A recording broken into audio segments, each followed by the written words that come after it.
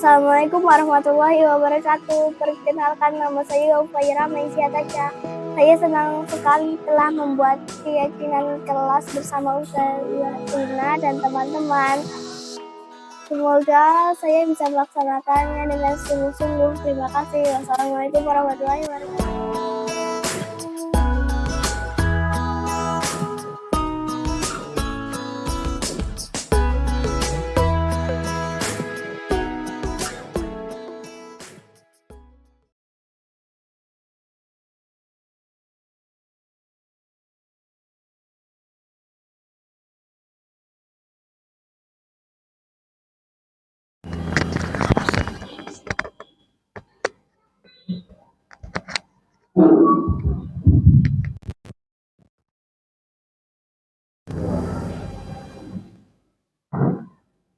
Bismillahirrahmanirrahim.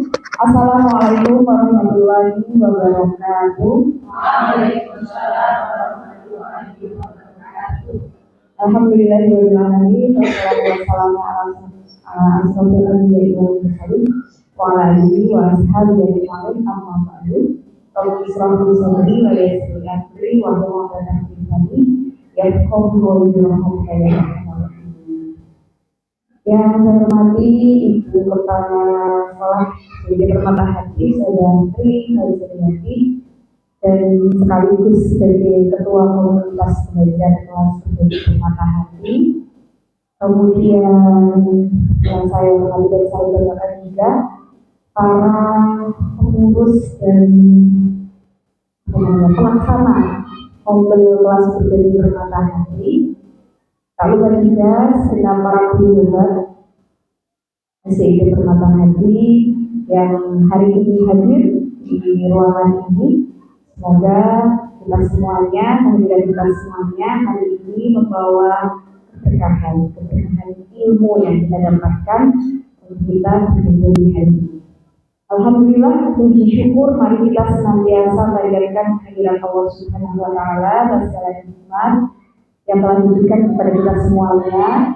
Salawat beriring salam mudah-mudahan senantiasa terlimpah curahkan kepada Nabi besar kita Nabi Muhammad SAW.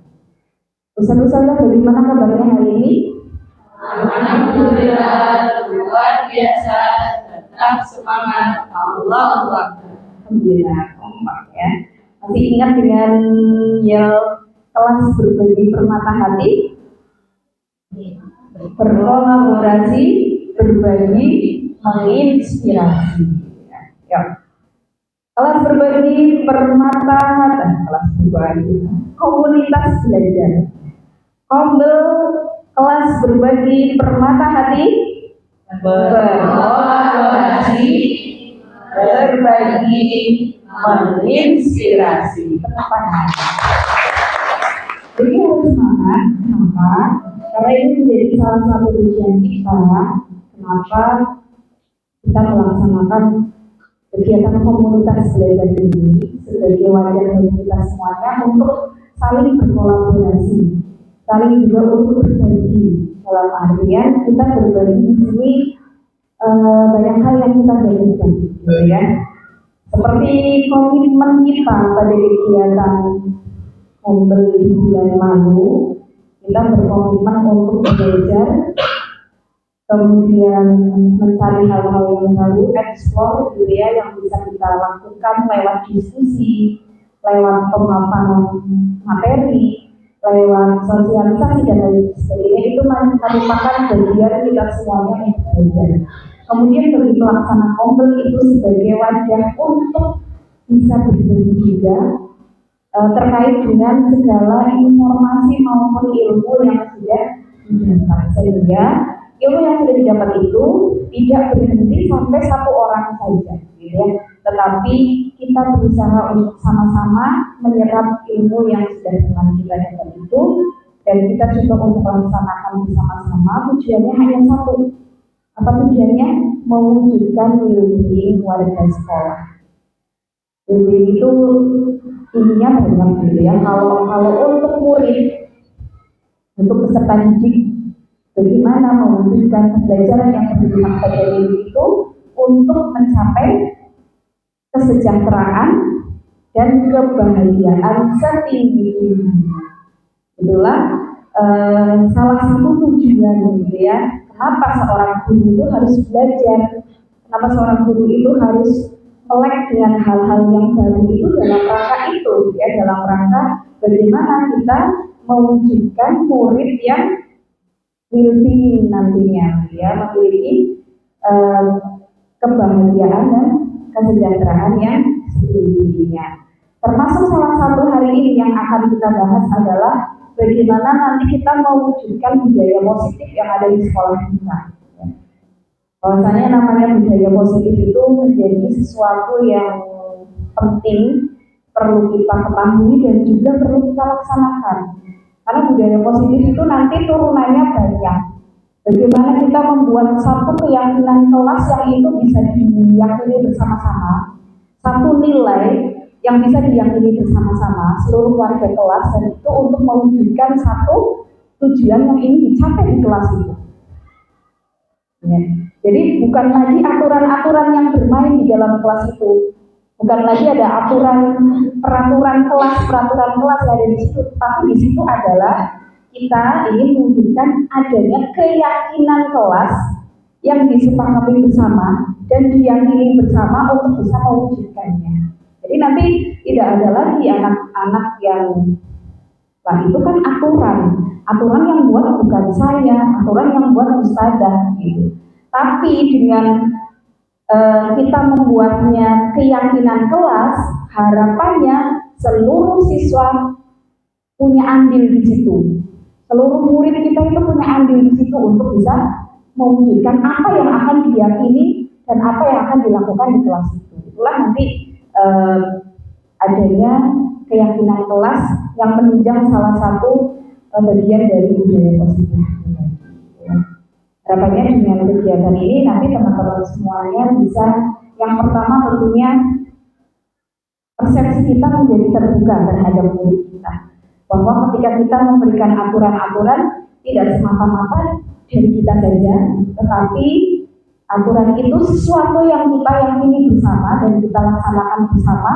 Kemudian ketika aturan itu tidak diyakini atau keyakinan itu dilanggar, menjadi sebuah kerugian bersama, endingnya sampai ke situ. Ya kita bertahap teman-teman, kita bertahap untuk bisa melaksanakan itu, tidak serta-merta besok langsung spread gitu enggak. Ya, tapi bertahap minimal kita buka dulu persepsi kita bahwasanya yang namanya guru dengan siswa itu sama-sama bisa menjadi kolaborator yang luar biasa di dalam kelasnya masing-masing. Ya. Dan hari ini ada sedikit berbagi dari saya Dina yang kemarin juga saat ini sedang belajar modul 1.4. Ya, 1.4 tentang budaya positif hari ini akan diimbaskan kepada kita semuanya, dan harapannya setelah ini juga kita sama-sama bisa bisa yang minimal pemahaman dan persepsi kita menjadi sama gitu ya, terkait dengan bagaimana mewujudkan budaya positif, salah satunya melalui keyakinan kelas.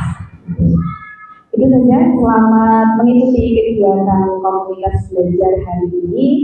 Semoga hari ini kita bisa mendapatkan insight sesuatu yang baru yang bisa kita lakukan demi mewujudkan pembelajaran yang berpusat pada diri. Terima kasih sekali lagi dan selamat belajar. Jazakumullah khairan katsiran, billahi hidayah. Wassalamualaikum warahmatullahi wabarakatuh. Waalaikumsalam.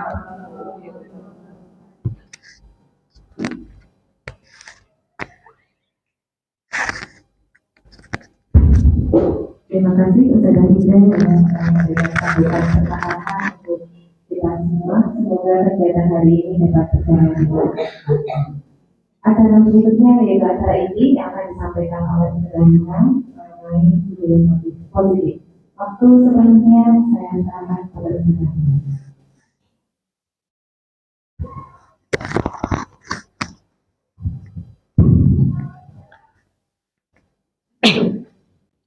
Oke, mohon maaf saya izin berdiri ya. Bismillahirrahmanirrahim. Assalamualaikum warahmatullahi wabarakatuh. Alhamdulillahirabbil alamin. Wa bihi nasta'in wa ala umuri dunya waddin wa alihi wa sahbihi.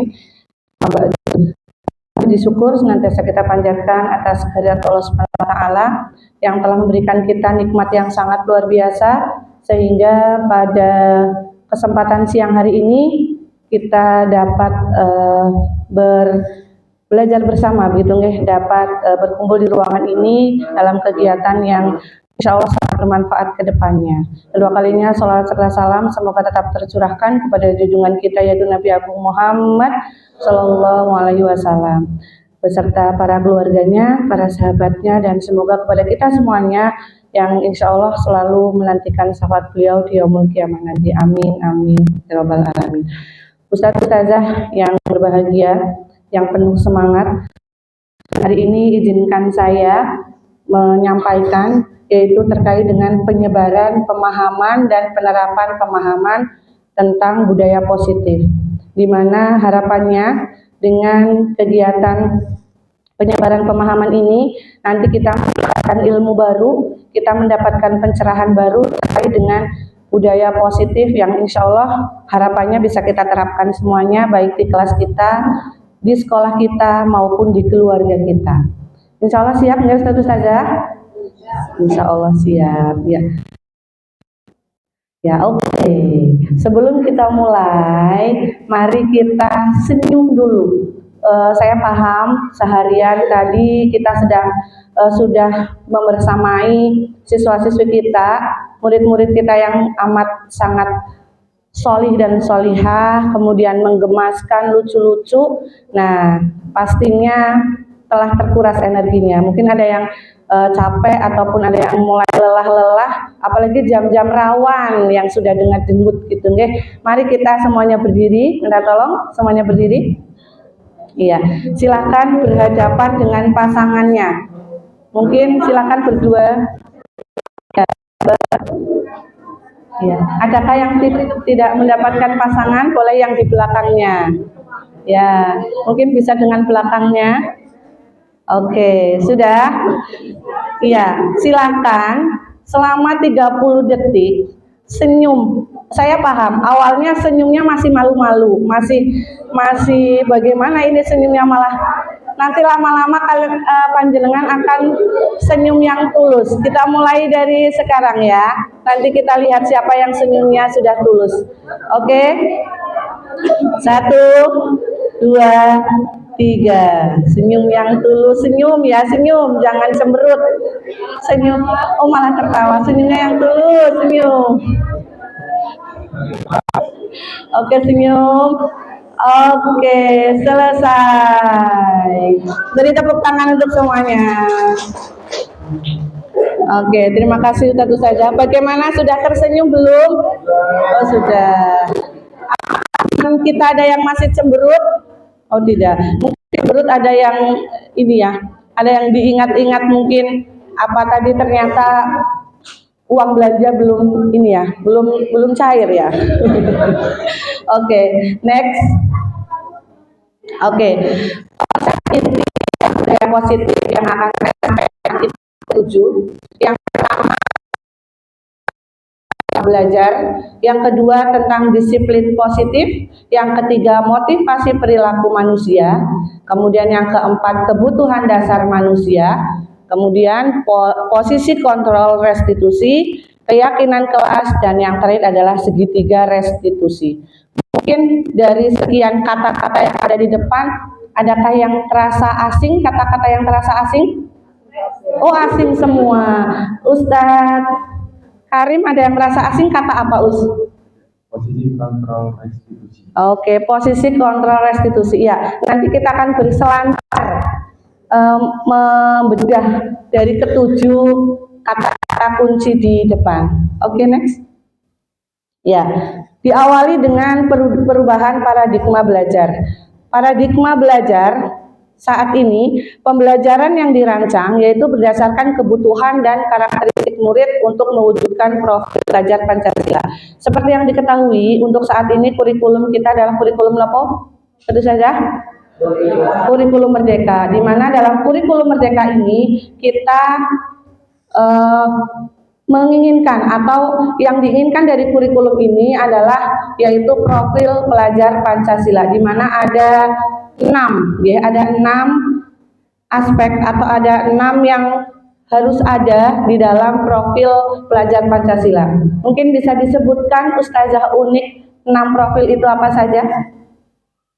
Mandiri, kreatif, Enggak apa-apa. mandiri, kreatif, gotong royong, berkebinekaan global, yang satu bernalar, yang itu ketuhanan, Beriman dan ya, bertakwa, berakhlak mulia. berakhlak mulia. Iya, oke. Terima kasih untuk Ustazah Uni.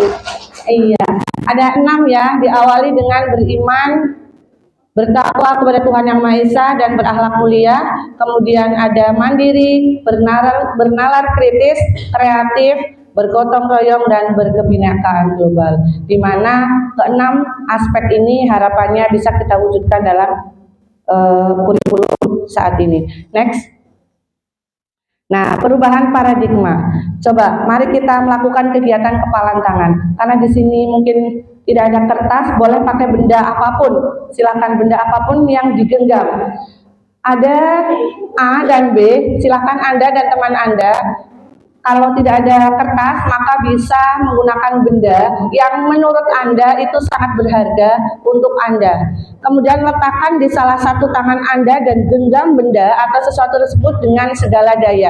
Buatlah sebuah kepalan. Sudah? HP, semuanya HP berharga. Berharga ya. Oke. Kemudian salah satu saja nih, salah satu itu akan mencoba dengan sekuat tenaga dengan berbagai cara untuk meminta Anda memberikan benda tersebut.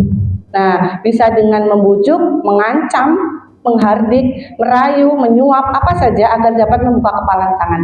Coba mari kita praktekkan. Silakan, boleh dengan pasangannya. Coba meminta, merayu, coba untuk buka.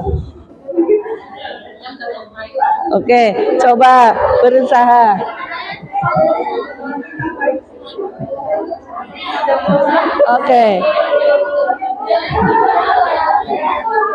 Oke, pertanyaannya apa yang terjadi? Oke, kita tanya antara Ustazah Indri dan Ustazah Isni.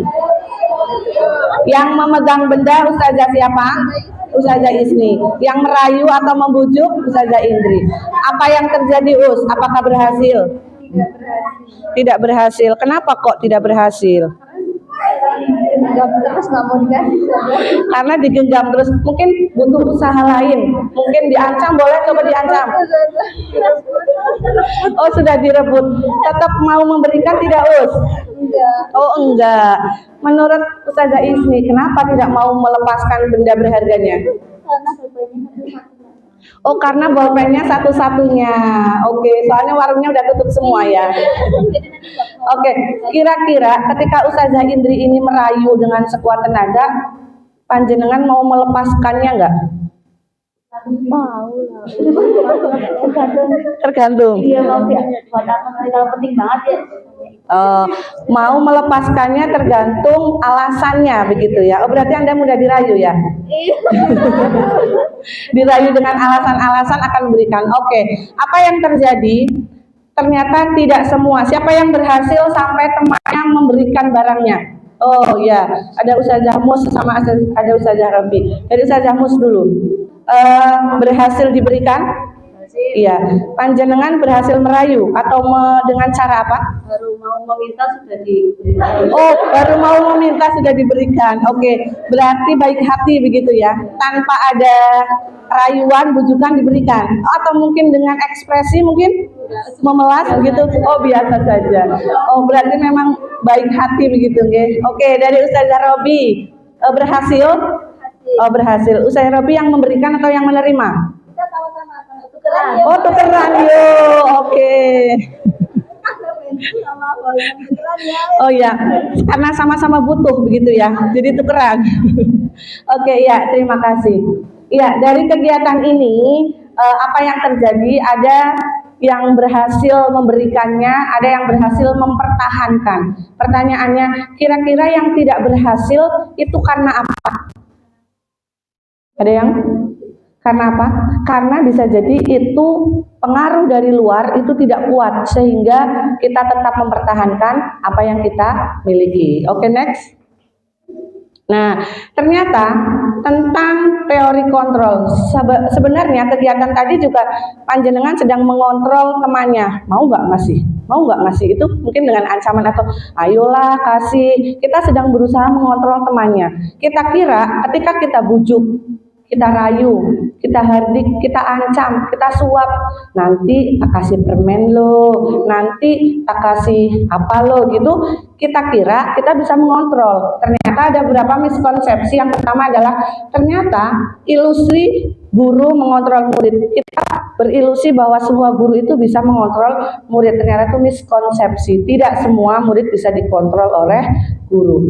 Kemudian ada juga ilusi bahwa kritik dan membuat rasa bersalah mampu menguatkan karakter. Kamu tadi sudah berbuat apa? Kamu tadi melakukan pelanggaran apa? Kamu bersalah dan sebagainya. Itu dikira akan bisa menguatkan karakter. Ternyata itu miskonsepsi. Selanjutnya ada ilusi bahwa semua penguatan positif, efektif, dan bermanfaat. Ternyata tidak semua penguatan positif itu efektif bermanfaat karena kita juga melihat kondisi dari si murid tersebut. Kemudian yang keempat, ilusi bahwa orang dewasa berhak memaksa. Kadang berikan tidak, saya lebih tua atau mungkin saya ustazah, berikan tidak, 1, 2, 3. Nah misalkan sampai seperti itu memaksa, itu ternyata miskonsepsi. Iya, aduh menghayati ya. Lanjut. Nah, perubahan paradigma yaitu berawal dari stimulus respon menuju ke teori kontrol. Bisakah kita mengontrol seseorang? Kira-kira bisa tidak Ustazah Isna kita mengontrol orang? Oke, setiap orang punya kebiasaan masing-masing. Betul. Apakah bisa dipengaruhi oleh orang lain? Oh iya, hebat sekali jawabannya. Tepuk tangan Ustazah. Iya. Kita melihat kondisi apakah bisa dikontrol atau tidak. Oke, terima kasih Ustazah Isna. Di sini kita awali dari stimulus respon. Kenapa kita beranggapan kita mencoba mengubah orang agar berpandangan sama dengan kita. Kadang kita punya pandangan yang namanya salah, kita salah, dia harus menganggap salah sama kita. Misalkan bisa jadi ketika anak menulis di depan papan tulis dengan tiduran, kita anggap itu salah, bagi kita itu salah.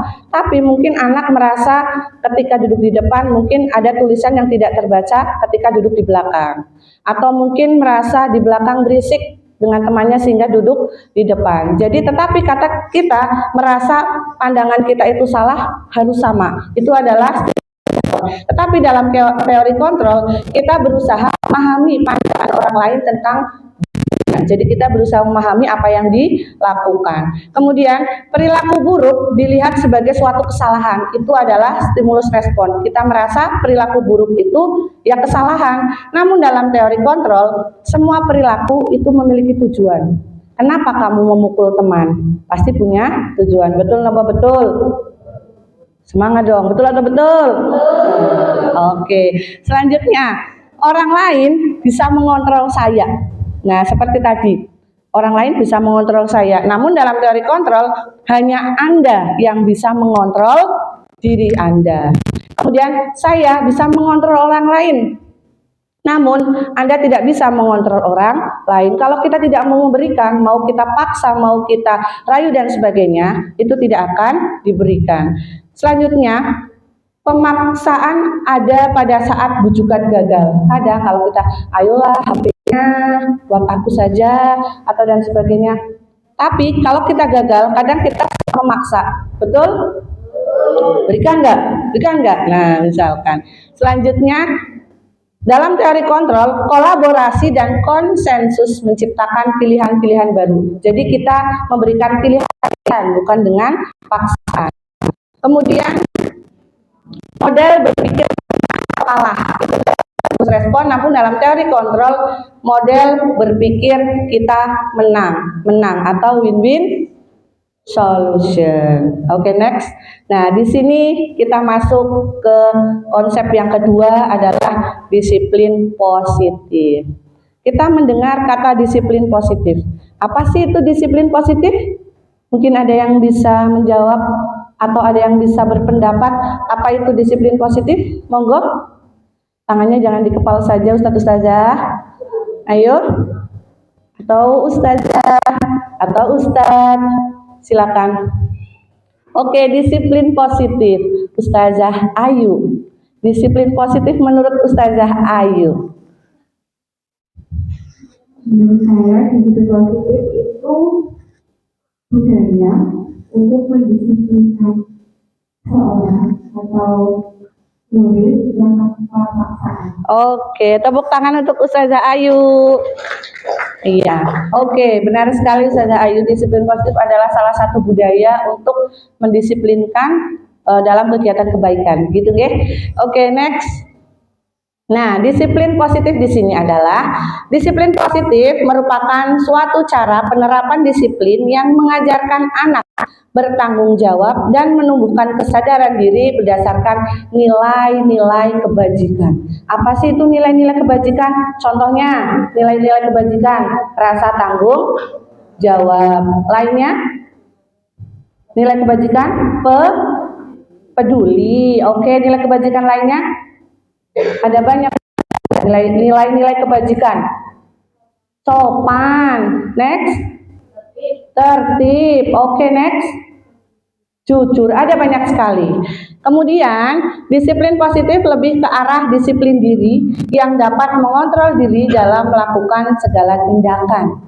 Dan disiplin diri dapat membuat murid memahami dan menyadari berdasarkan motivasi internal, bukan akibat paksaan, ujian, ataupun hukuman. Inilah disiplin positif. Sehingga disiplin positif itu tumbuh dari disiplin diri, di mana itu tumbuh dari dirinya sendiri atau motivasi internal, bukan karena paksaan, hukuman, ataupun ujian. Next.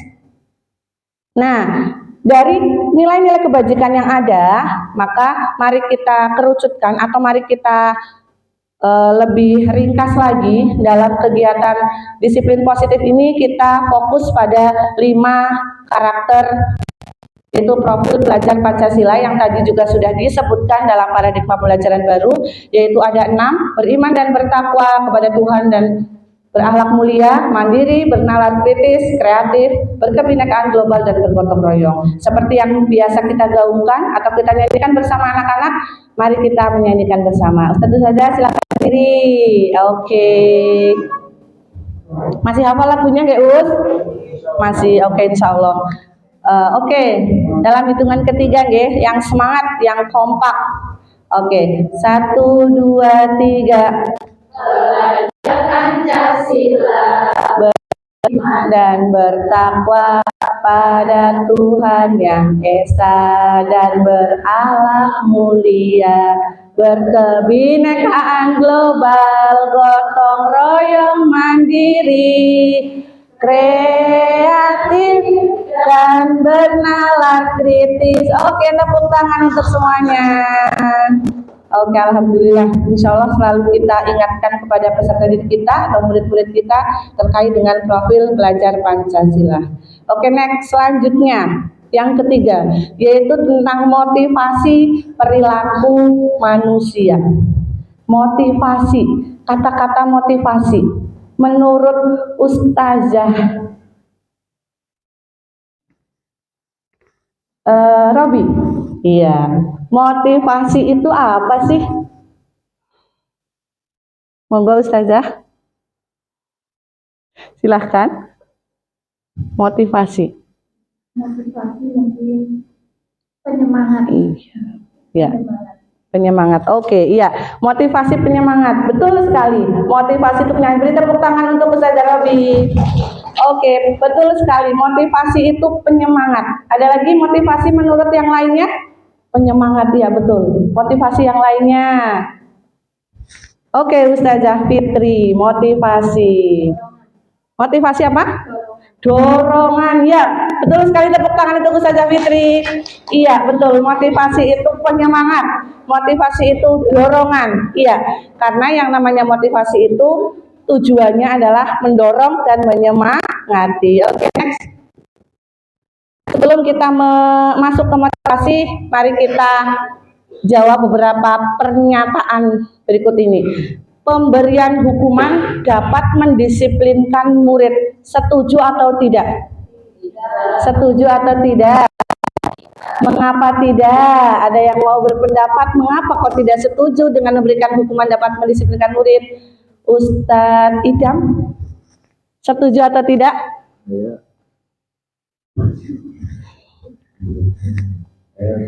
Setuju. Memberikan hukuman, pendapatnya kenapa setuju?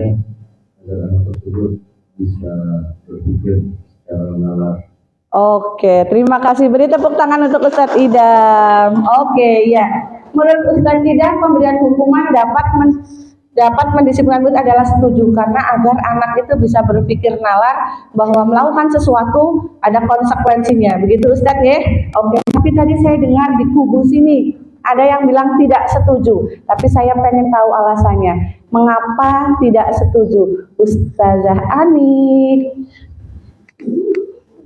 Saya tidak setuju karena kalau hukuman biasanya akan membuat anak trauma gitu dengan hal tersebut, apalagi untuk anak di kelas 1 berarti seperti itu. Oke, terima kasih. Tepuk tangan untuk Ustazah Ani. Oke, ya. Menurut Ustazah Ani tidak setuju karena memberikan hukuman itu bisa berdampak ya, memberikan dampak traumatis apalagi untuk kelas rendah begitu ya, kelas 1, kelas 2 begitu.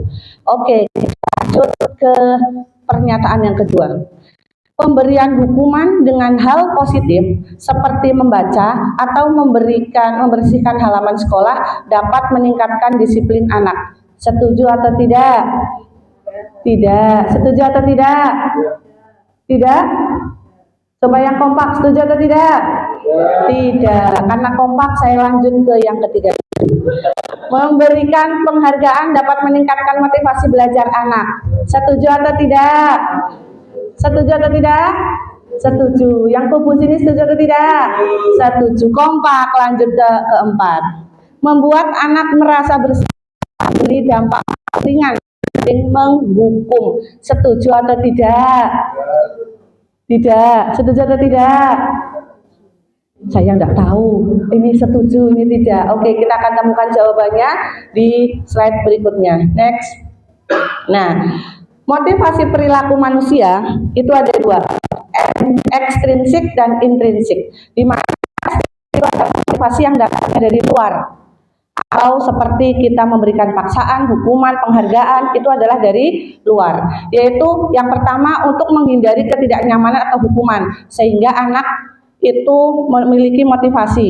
Yang kedua untuk mendapatkan imbalan atau penghargaan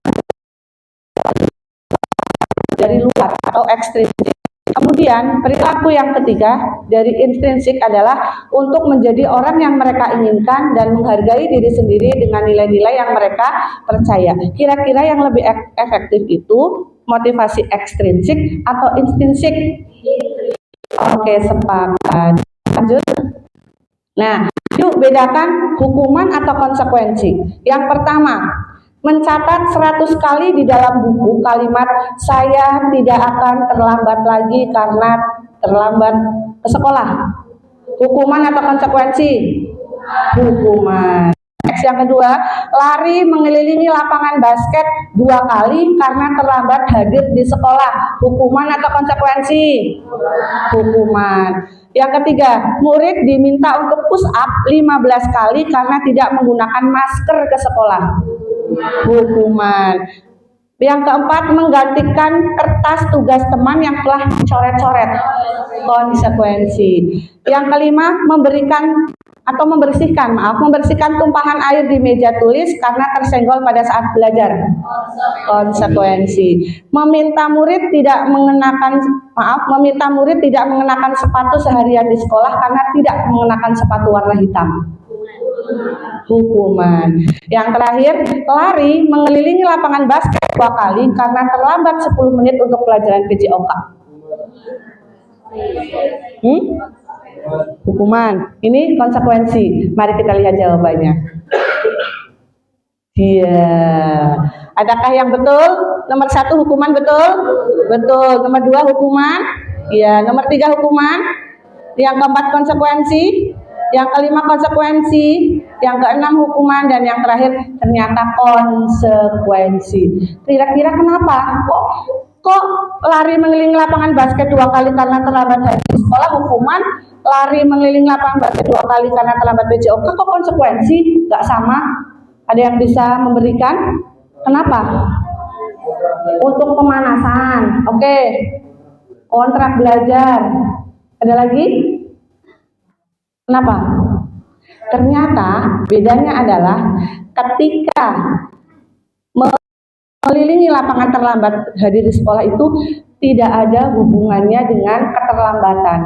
Sementara ketika disuruh berlari saat pelajaran PJOK, karena itu masih ada hubungannya dengan pelajaran PJOK, sehingga merupakan konsekuensi. Sampai di sini bisa diterima? Oke, next. Nah, sekarang perbedaan hukuman dan konsekuensi. Ini nih. Yang pertama hukuman. Sesuatu yang menyakitkan harus terjadi, itu hukuman. Kalau konsekuensi, sesuatu harus terjadi karena melakukan kesalahan. Yang kedua, hukuman membuat anak sakit fisik maupun hati, itu untuk jangka waktu lama. Tetapi kalau konsekuensi membuat anak merasa tidak nyaman dalam jangka waktu pendek. Kemudian hukuman yaitu anak menjadi membenci kedisiplinan karena dela-dela hukum, gitu ya. Namun dalam konsekuensi itu anak menghargai disiplin. Selanjutnya dalam hukuman itu biasanya ada paksaan, namun dalam konsekuensi stimulus dan tanggapan. Selanjutnya mendorong anak menyakiti diri sendiri itu hukuman, mendorong anak agar mudah menyesuaikan diri itu konsekuensi. Dalam hukuman konsep diri itu yang buruk, kemudian kalau konsekuensi itu akan memberikan konsep diri itu baik. Kemudian dalam hukuman anak belajar untuk menyembunyikan kesalahan. Biasanya kalau tahu mau dihukum, mereka akan menyembunyikan kesalahannya. Namun kalau kita dengan konsekuensi, anak belajar untuk mematuhi peraturan karena ada konsekuensinya. Kemudian kalau ada hukuman, biasanya anak marah, rasa bersalah, dipermalukan, merasa tidak dihargai. Namun dalam konsekuensi, mereka hanya akan kehilangan hak, dibuat tidak nyaman, diasingkan untuk sementara atau Itu adalah perbedaan antara hukuman dan konsekuensi. Namun di sini ada 3 aspek, bukan hanya hukuman, konsekuensi, namun ada yang namanya restitusi. Hukuman itu memberikan identitas gagal untuk murid. Namun ketika konsekuensi itu memberikan dampak atau identitas sukses, di mana konsekuensi itu memberikan anak menjadi dirinya sendiri itu bukan orang yang gagal. Nah, di sini ada beberapa perbedaan antara hukuman, konsekuensi, dan restitusi. Nah, restitusi ini juga merupakan identitas sukses. Jadi sebisa mungkin kita yang lakukan adalah di bagian yang sukses, konsekuensi atau restitusi. Dalam hukuman seperti yang tadi disampaikan, sesuatu yang menyakitkan harus terjadi. Kemudian dalam restitusi merupakan pilihan. Jadi ketika konsekuensi melakukan sesuatu, konsekuensinya apa? Namun dalam restitusi kita memberikan pilihan. Ketika kamu melakukan sesuatu, kemudian kalian harus apa? Nah, itu memberikan pilihan. Kemudian ada juga dalam hukuman korban mendapatkan keadilan, namun dalam konsekuensi korban bisa diabaikan karena kita fokus memberikan konsekuensi terhadap pelaku, namun dalam restitusi korban mendapatkan ganti dari apa yang dia terima. Ketika dia berantem, kemudian sampai ditarik bajunya, kemudian lepas kancingnya, maka dia mendapatkan ganti yang menarik bajunya, menggantikannya dengan menjahit Seperti yang pernah terjadi nggih, ketika celananya robek maka bertanggung jawab dengan menjahit celana temannya. Kemudian juga biasanya dalam hukuman ada kata-kata peraturannya adalah ini. Kamu harus ini. Itu dalam hukuman. Namun dalam konsekuensi biasanya peraturannya apa? Mampukah kamu melakukannya? Gitu. Terus nanti terima kasih. Namun dalam restitusi biasanya itu adalah ada kata-kata apa yang kamu yakini, kemudian apa yang bisa kamu lakukan untuk memperbaiki masalah. Kamu melakukan ini, apa yang bisa kamu lakukan? Kemudian biasanya dalam hukuman murid atau anak membenci peraturan, dalam konsekuensi murid akan menghormati peraturan, namun dalam restitusi murid anak menghormati dirinya dan orang lain. Maka kalau kita lihat dari ketiga aspek ini, hukuman, konsekuensi, dan restitusi, yang baik atau yang positif itu adalah restitusi. Kalau konsekuensi itu masih netral, namun kalau hukuman itu sangat negatif. Pertanyaannya, restitusi itu apa sih? Next. Nah, apa sih itu restitusi? Restitusi proses menciptakan kondisi bagi murid untuk memperbaiki kesalahan mereka sehingga mereka dapat kembali ke kelompok mereka dengan karakter yang lebih kuat menurut Gosen 2004, di mana dengan restitusi ini kita mengembalikan anak yang tadinya berbuat kesalahan, mungkin bagi anak-anak lainnya merasa dia pembuat onar, pembuat masalah sehingga anak-anak tidak mau berteman dengan dia. Dengan adanya restitusi mengembalikan ke kelompoknya, kemudian menjadi karakter lebih kuat karena dia paham dengan dirinya sendiri. Kemudian restitusi juga merupakan proses kolaboratif yang mengajarkan murid untuk mencari solusi atas masalah mereka dan membantu murid untuk berpikir ingin menjadi orang seperti apa dengan tujuan mulia dan bagaimana mereka memperlakukan orang lain. Next. 9 ciri-ciri restitusi. Ciri-ciri yang pertama, belajar dari kesalahan, bukan menebus kesalahan. Yang kedua, memperbaiki hubungan. Yang ketiga, menawarkan, bukan memaksa. Yang keempat, restitusi diri adalah karakter baik. Yang kelima, menuntun untuk melihat ke dalam dirinya. Yang keenam, mencari kebutuhan dasar dan mendasari tindakan, berfokus pada karakter bukan tindakan, berfokus pada solusi, mengembalikan murid yang berbuat salah pada kelompoknya. Next. Oke, kebutuhan dasar manusia. Biasanya ketika kita mau melakukan sesuatu, kita butuh yang namanya kebutuhan dasar manusia. Saya tanya sama Ustazah Ida, kebutuhan dasarnya Ustazah Ida atau kebutuhan dasarnya Ustazah Ida itu apa ya? Iya, butuh apa sih gitu? Sebenarnya Ustazah Ida tuh butuh apa? Mungkin butuh disayang, butuh diperhatikan. Oh, butuh rasa nyaman. Oke, butuh rasa nyaman. Iya, Ustazah Ida butuh rasa nyaman. Ustaz Karim butuh apa, Us? Butuh bernafas. Butuh bernafas. Oke. Ustazah Susi butuh apa, Us? Oh, butuh uang. Oke, butuh uang. Ya Allah, ya betul. Butuh uang. Butuh uang. Ya, di sini setiap manusia pasti masing. Ustazah Marti butuh apa, Us? Butuh rasa nyaman. Butuh rasa nyaman. Wah, ini kayaknya sudah sehati dengan Ustazah Ida. Butuh rasa nyaman. Iya, pertanyaannya selama ini sudah nyaman apa belum ini, Us? Oh, masih butuh ya?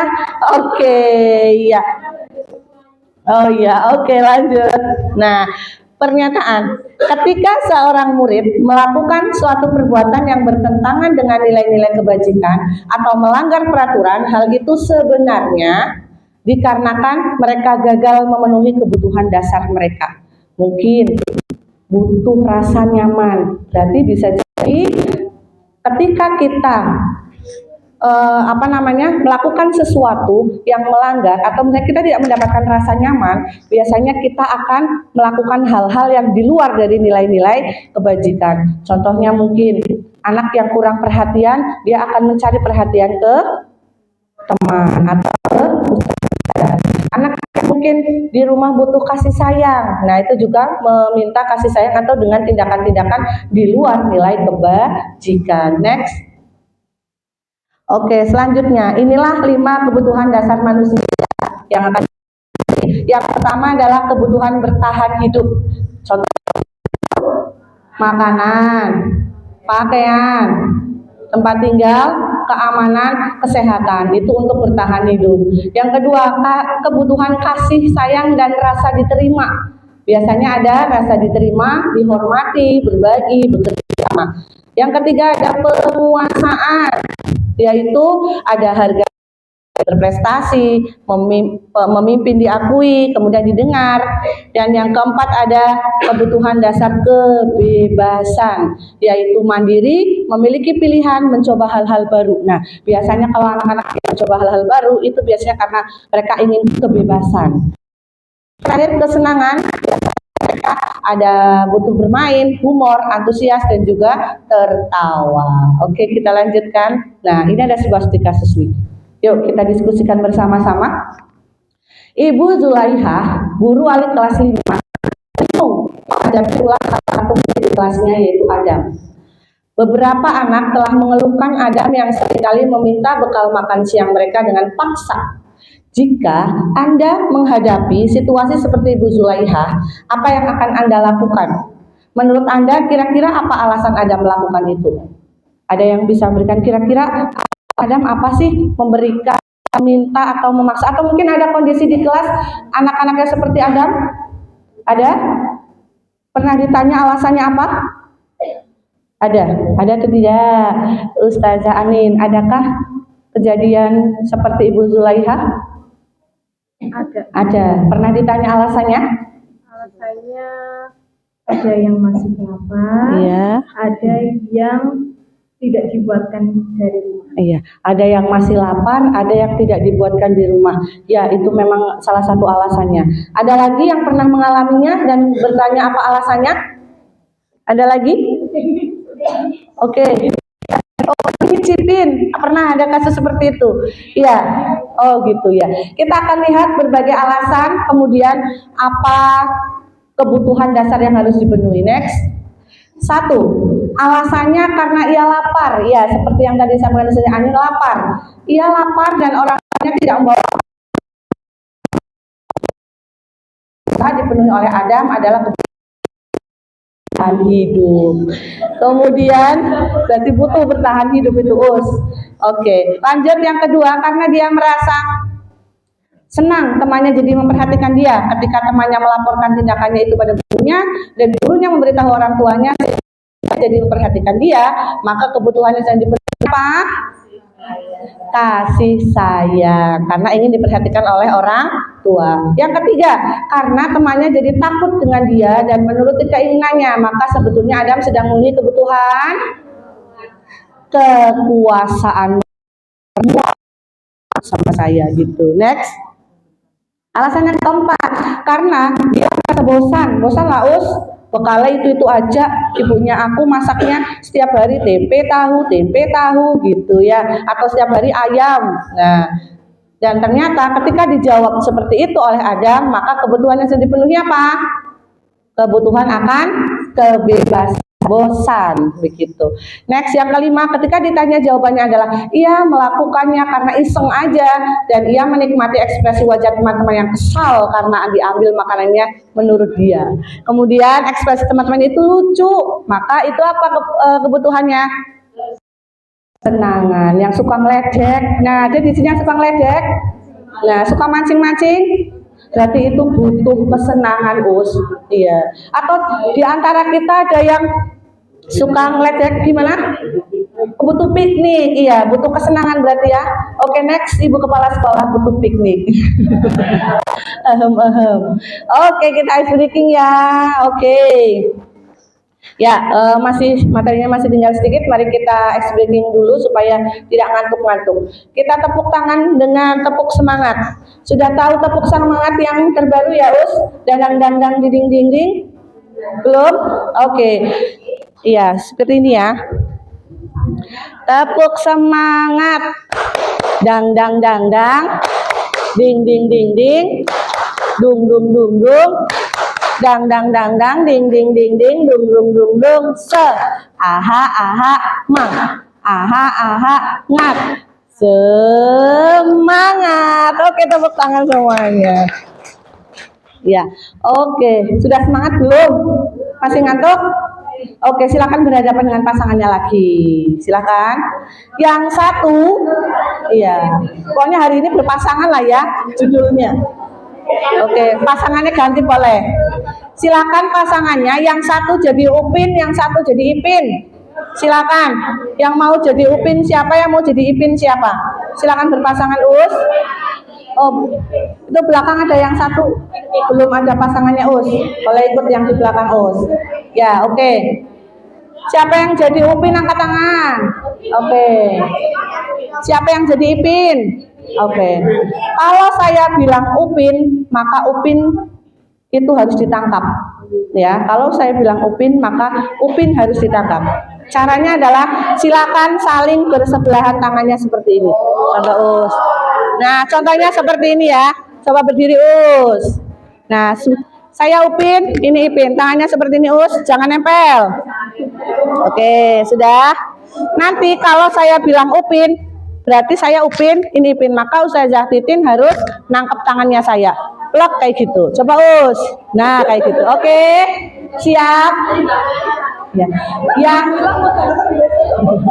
Oke, yang saya sebutkan namanya itu berarti yang ditangkap. Siap? Oke, siap Us. Yang saya sebutkan namanya ditangkap. Oke, siap? Siap? Yang disebutkan namanya ditangkap. Maka kalau mau ditangkap harus menghindar. Oke, siap? U I U I U I I U U I I U I U I U I Upin. Oke, siapa yang berhasil? Berhasil. Oke, sekali lagi konsentrasi, konsentrasi, konsentrasi dimulai. U I U I U I I U I U I U I U I I U I I U Ipin.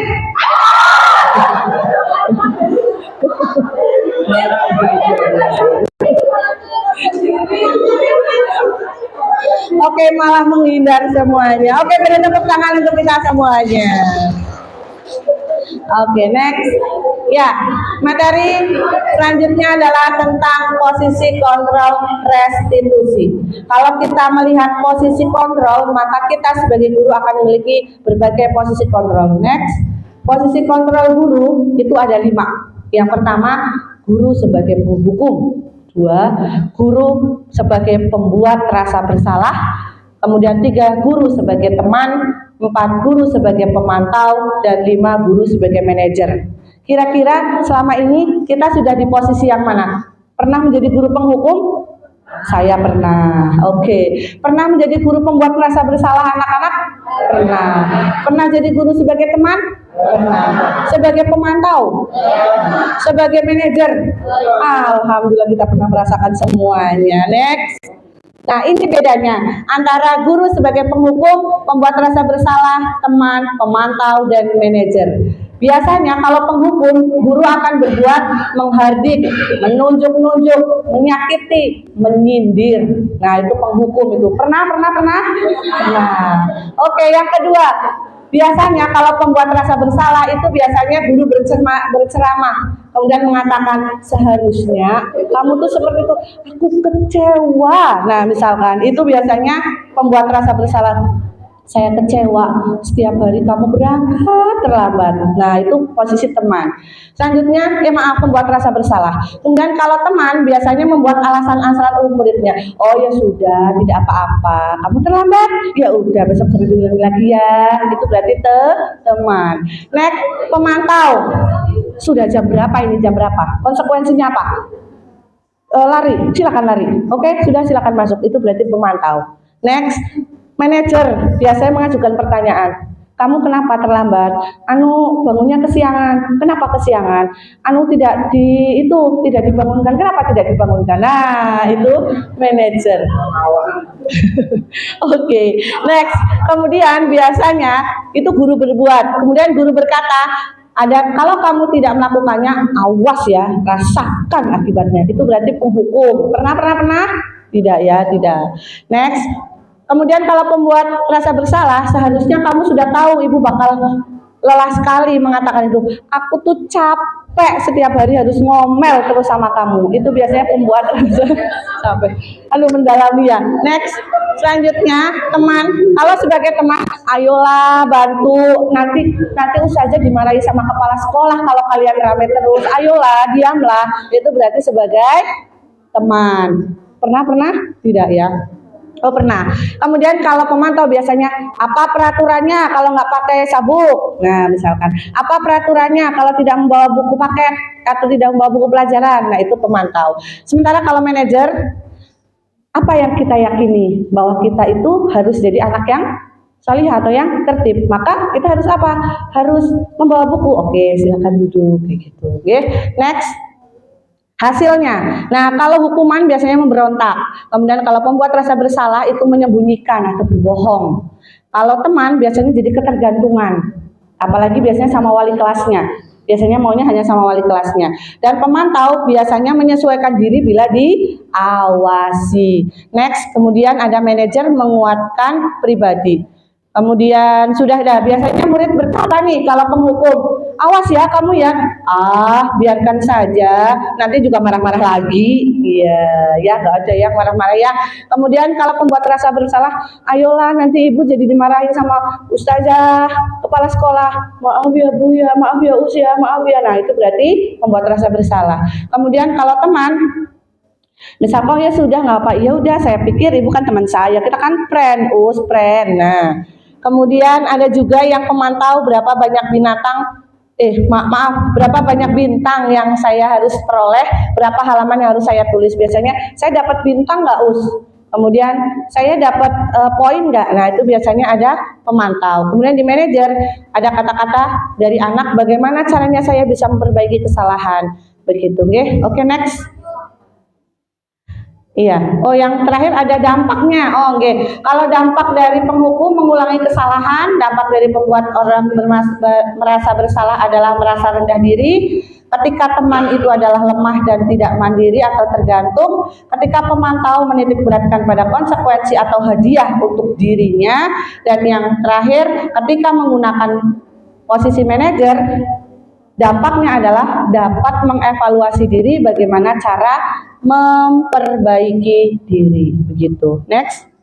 Nah, posisi kontrol restitusi yang terbaik adalah di antara kelima posisi kontrol tersebut sebaiknya seorang guru menggunakan posisi kontrol manajer. Sebagai manajer, guru dapat berbuat sesuatu bersama murid, mempersilahkan murid bertanggung jawab dan mendukung murid agar dapat menemukan solusi. Selain itu, posisi manajer mengacu pada dapat menjadikan murid sebagai manajer bagi dirinya sendiri sehingga dapat tercipta identitas positif pada diri murid. Next, posisi kontrol apakah aku? Coba kita tebak. Saya kecewa sekali dengan kamu. Apa? Pembuat rasa bersalah. Yang kedua, kamu tidak pernah benar melakukannya. Kamu tidak pernah benar melakukannya. Apa?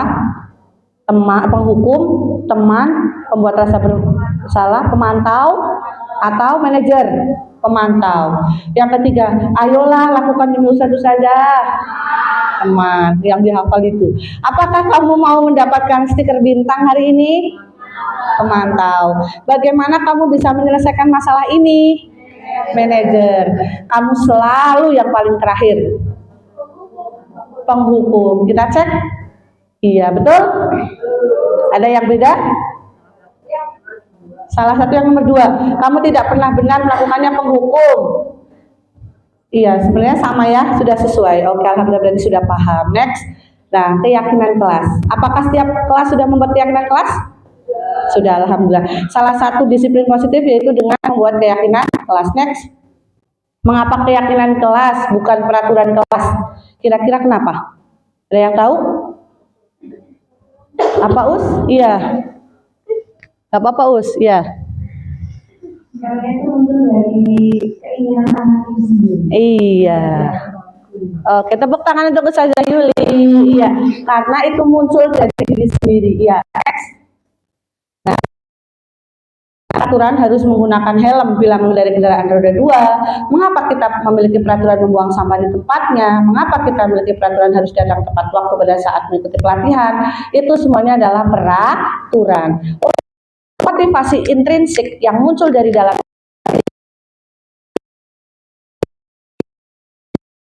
akan lebih menggerakkan seseorang dibandingkan mengikuti serangkaian peraturan. Next.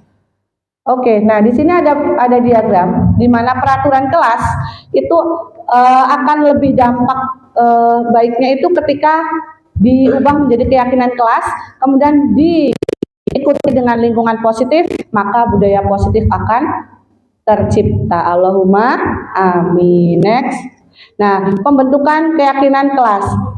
Nah, di sini yang pertama adalah dibuat dalam pernyataan positif, disesuaikan kondisi sekolah sehingga mudah diterapkan, dibuat berdasarkan kesepakatan dan kata-katanya itu sedikit saja agar mudah dipahami oleh atau mudah diingat oleh murid. Next.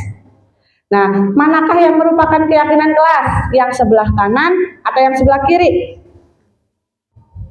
Yuk, mana yang merupakan kesepakatan kelas atau keyakinan kelas? Tapi kira-kira yang merupakan keyakinan kelas yang mana? Yang kanan atau yang kiri? Yang mana? Yang kanan. Yang sini? Kanan atau kiri? Kanan kiri, oke. Sebelah sini. Oh, kalau saya gini, kanan atau kiri? Kiri. Kanan atau kiri? Mengapa kiri? Saya jatitin? Karena disepakati oleh guru dan murid. Iya, tepuk tangan itu saja Titin. Iya, disepakati oleh guru dan murid satu. Yang kedua, menggunakan kata-kata yang mudah diingat. Betul atau betul? So, next. Nah, yuk tentukan keyakinan kelasnya. Ketika ada peraturan, selalu kembalikan buku ke tempatnya. Kira-kira keyakinan kelas atau kata-kata positif dari selalu peraturan. Ayo rapi. Oke. Dilarang kata-kata yang mudah diingat. Sayang teman. Oke. Hadir di sekolah 15 menit sebelum pembelajaran dimulai.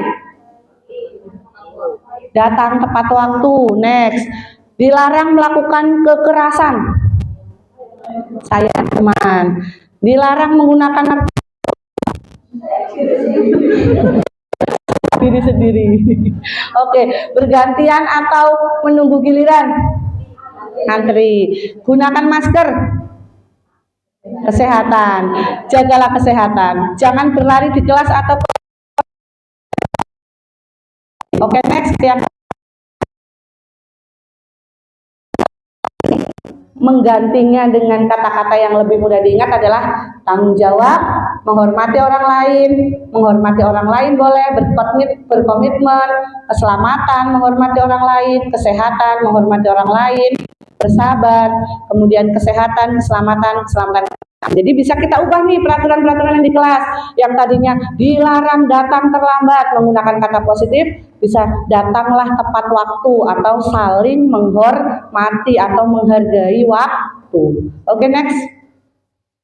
Ini adalah pengalaman kemarin ketika saya membuat keyakinan dengan guru memberikan pemahaman tentang keyakinan kelas dan menyampaikan pertanyaan tentang kelas impiannya.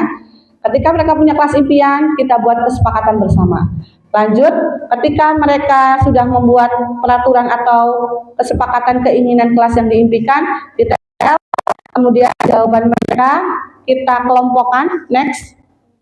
Nah, kemudian kita mengelompokkan impian-impian murid menjadi sebuah kesepakatan bersama, kemudian mengubahnya menjadi kalimat positif dan singkat agar diingat oleh murid. Next. Selanjutnya, murid dan guru memberikan stempel jempol sebagai tanda kesepakatan atau keyakinan telah dibuat bersama dan dilaksanakan dengan sungguh-sungguh dan tanggung jawab dan menempelkannya pada tempat yang mudah dilihat agar anak-anak bisa melihat keyakinan-keyakinan yang sudah mereka sepakati. Next. Nah, terakhir yaitu segitiga restitusi. Segitiga restitusi seperti tadi yang disampaikan Ustaz Karim. Restitusi, segitiga restitusi itu apa? Ini masih ada hubungannya dengan yang tadi, ya. Next. Nah, segitiga restitusi yaitu pendekatan disiplin positif yang membantu murid memperbaiki kesalahan mereka dan menjadi lebih kuat karakternya. Tahapan-tahapannya ada 3. Yang pertama, menstabilkan identitas. Yang kedua, validasi tindakan yang salah. Yang terakhir adalah menanyakan keyakinan. Next. Untuk menstabilkan identitas, apa yang harus kita lakukan? Yaitu menstabilkan identitas dilakukan berdasarkan prinsip bahwa membuat kesalahan adalah bagian dari proses pembelajaran dan nantinya akan menggeser identitas gagal menjadi identitas sukses. Biasanya guru berkata seperti ini, berbuat salah itu hal yang manusiawi, setiap orang pasti pernah melakukan kesalahan. Kita pasti bisa menyelesaikan permasalahan ini. Kemudian juga ada, kalau kamu menyalahkan dirimu sendiri terus, apakah kamu bersikap baik pada dirimu sendiri? Nah, makanya jangan salahkan diri sendiri. Mari kita cari solusi bersama. Itu dalam tahap menstabilkan identitas. Next. Tahapan yang kedua, yaitu validasi tindakan salah. Validasi tindakan yang salah dilakukan berdasarkan prinsip bahwa setiap perilaku berupaya memenuhi suatu kebutuhan tertentu, sehingga guru atau orang tua akan bergeser dari pemikiran stimulus respon menjadi proaktif, serta akan lebih mengenali dan mengakui kebutuhan murid atau anak. Biasanya guru berkata seperti ini, kamu pasti punya alasan mengapa melakukan itu, atau apa yang penting bagi kamu, atau maukah kamu belajar cara lain, ataukah kamu bisa, misalkan ada kasus memukul, maukah kamu belajar cara lain untuk dapat kamu lakukan, atau butuhkan mendapatkan kebutuhan tanpa harus memukul? Maka kita beri pertanyaan. Next. Menanyakan keyakinan. Setelah 2 tahapan itu dilakukan, kita melakukan tahapan menanyakan keyakinan, yaitu dilakukan dengan memberi pertanyaan-pertanyaan bermakna kepada murid atau anak untuk memunculkan motivasi secara intrinsik sehingga mampu mengaitkan keyakinannya dengan tindakan yang salah. Biasanya guru berkata, apa nilai yang kita percaya di sekolah, kemudian nilai-nilai apa yang telah kita sepakati, nilai-nilai apa yang kalian langgar. Itu biasanya tahapan-tahapan dalam menanyakan keyakinan. Next. Ini adalah contoh kemarin penerapan segitiga restitusi pada kasus. Bisa diputar terus.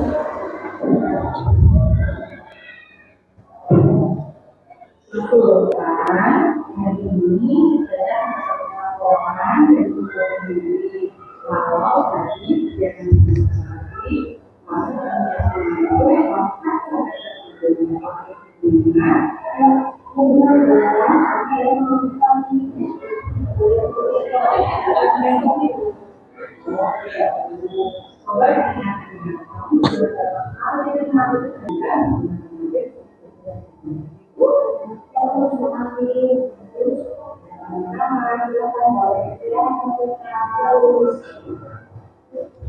Oke, itu merupakan salah satu praktek segitiga restitusi, di mana 3 tahapan. Yang pertama adalah tadi, apa yang pertama? Menstabilkan identitas. Yang kedua? Validasi tindakan salah. Yang ketiga? Menanyakan keyakinan. Tadi berarti itu keyakinan yang dilanggar adalah apa? Iya, tidak menghormati orang lain. Oke, next. Nah, kesimpulan dari budaya positif hari ini adalah disiplin positif merupakan pendekatan positif dengan cara pengelolaan perilaku dalam mendidik murid tanpa adanya kekerasan. Kemudian, contoh penerapan disiplin positif di sekolah sangat penting dipahami oleh seorang guru. Kemudian, penerapan disiplin positif tersebut mempunyai banyak manfaat dalam mewujudkan lingkungan belajar yang sehat. Selain itu juga dapat menciptakan lingkungan sekolah yang nyaman dan aman bagi setiap siswa. Kemudian, sehingga penerapan disiplin tersebut mengarah pada bimbingan untuk memahami dan memberikan pengetahuan mengenai konsekuensi dari perilaku yang telah diperbuat. Selain itu juga berfokus pada pendekatan merefleksi kesalahan, memotivasi, menghargai, dan membangun logika. Next. Iya, alhamdulillah, terima kasih. Salam guru hebat. Dan demikian Ya, demikian pemaparan yang bisa saya sampaikan terkait dengan budaya positif, yaitu ada 7 aspek ya. Tadi dari paradigma belajar baru sampai segitiga restitusi. Sekarang saya membuka kesempatan, saya kembalikan lagi ke MC. Silakan akhiri. Maaf jika ada salah. Terima kasih. Wassalamualaikum warahmatullahi wabarakatuh.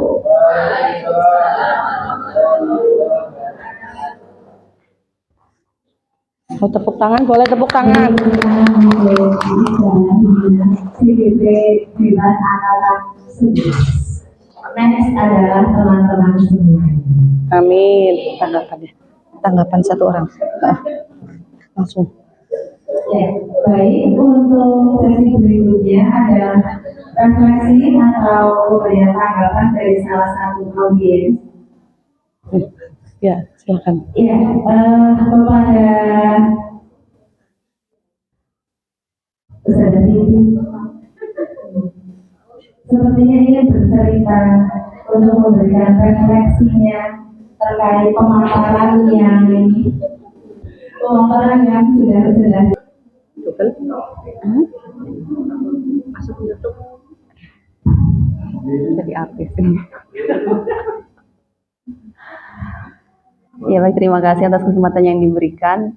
Luar biasa ya, kita jadi merasa tersanjung gitu ya, memberikan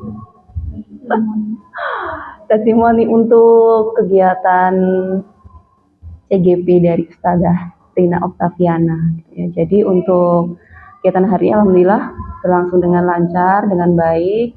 Banyak sekali insight positif yang bisa saya terima dari kegiatan diseminasi ini. Banyak hal baru, ilmu baru, istilah baru yang saya dapatkan di sini. Ya, mudah-mudahan ini menjadi salah satu pastinya insight positif bagi saya pribadi terutama, dan semoga bisa melaksanakannya dalam mendampingi anak-anak di kegiatan pembelajaran. Terima kasih. Terima kasih Ustazah Siti, salam guru penggerak angkatan khususnya. Beri tepuk tangan untuk Ustazah Siti.